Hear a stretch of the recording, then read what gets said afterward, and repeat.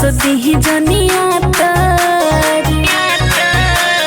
सुनी ना चढ़े गइले नवरातर असदी जनिया देवरा तो बात मतलब केकरा संगे मिला हम जाई। अरे आसो ना ये धानी बहरा से आई मैं परसल गोरखपुर के मेला घुमाई।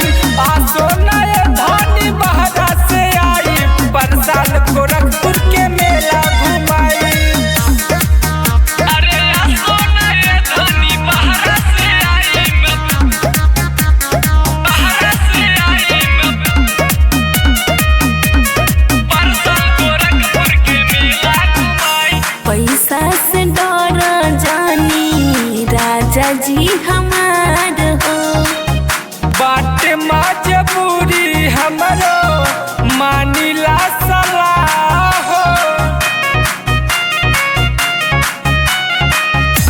पैसा से डर जानी राजा जी हमार हो बाटे मजबूरी हमरो मानिला सलाह हो।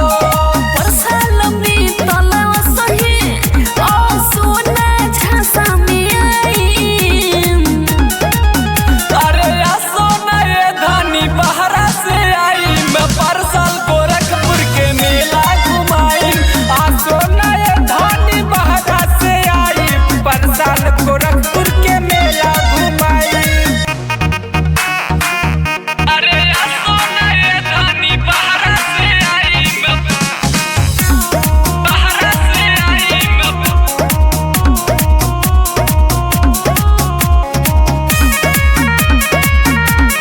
परसल गोरखपुर के मेला घुमाई।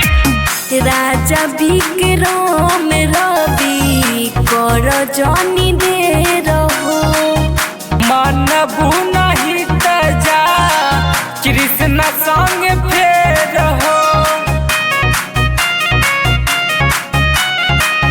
राजा विक्रम रवि कर जनी